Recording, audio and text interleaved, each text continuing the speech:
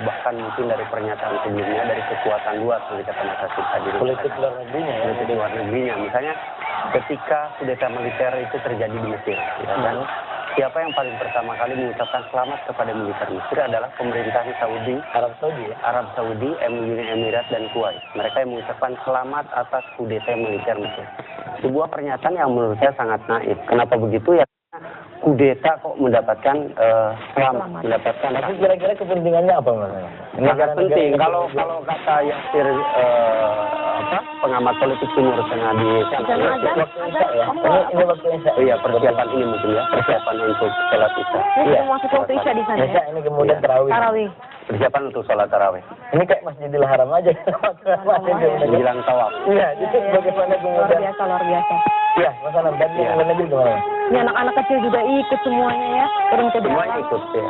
Semuanya ikut berpartisipasi yang istilahnya. Saya rasa besok emang menjadi sangat penting untuk ditunggu secara bersama-sama ya. Karena kan selain hari Jumat juga seruannya sedemikian hebat untuk istilahnya mengerahkan semua kekuatan yang mungkin masih tersisa selama ini.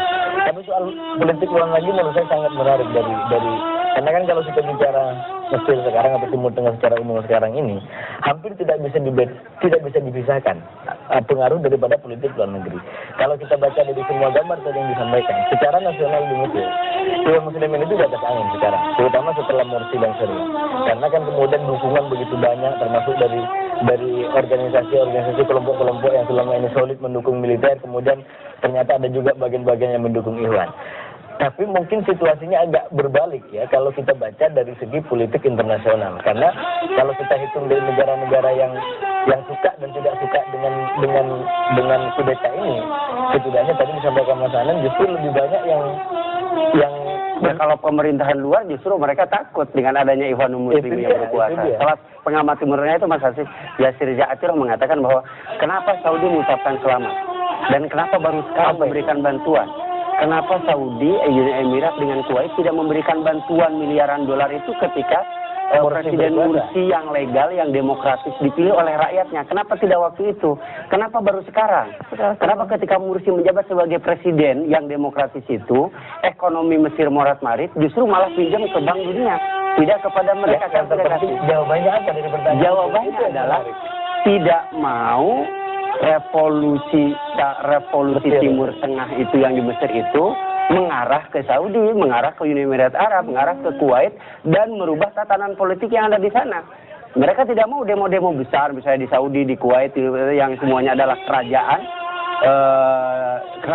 gitu ya. Kita tahulah sifat kerajaan seperti apa yang sangat dicatut. Yasir Ja'atir menjelaskan di situ bahwa mereka tidak mau seluruh proses Arab Spring ini berpindah negara.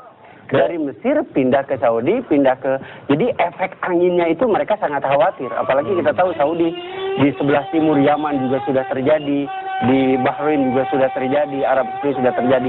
Ini dikhawatirkan, maka mereka ketika kudeta militer di Mesir menjatuhkan Mursi, mereka sangat senang. Raja Saudi langsung mengucapkan selamat atas kudeta itu. Ini kan sebuah pertanda bahwa mereka tidak mendukung pemerintahan Mursi yang demokratis. Dan mereka sangat khawatir bahwa Arab Spring itu nanti akan juga pindah. Tapi kan mestinya Mas Anand kalau memang itu alasan yang dimiliki oleh Arab Saudi dan negara-negara teluk dalam katakan ya mendukung kudeta ini, mestinya kan sikap ini dilakukan secara umum kepada setiap aksi demo. Karena yang menjadi persoalan atau kepentingan dari negara-negara ini adalah agar demo serupa tidak terjadi di Mesir. Saya justru melihatnya begini, negara-negara ini sebenarnya kan satu perahu, yaitu satu perahu negara-negara yang masuk dalam koalisi Amerika Serikat.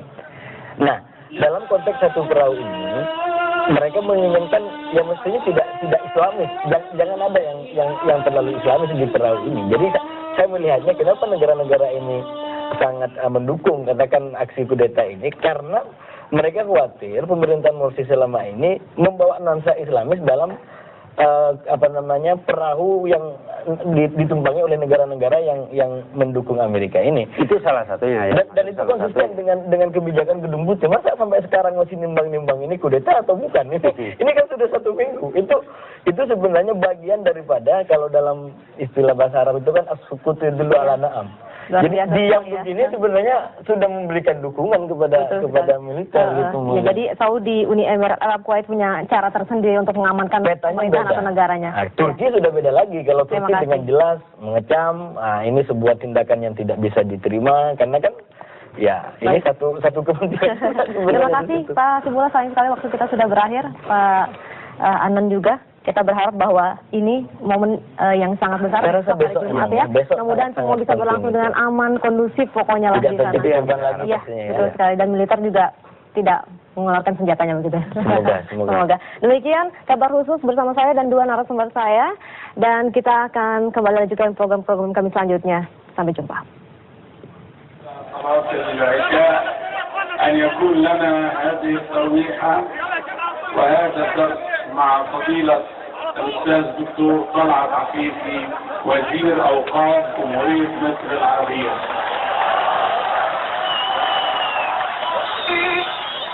أعوذ بالله من الشيطان الرجيم.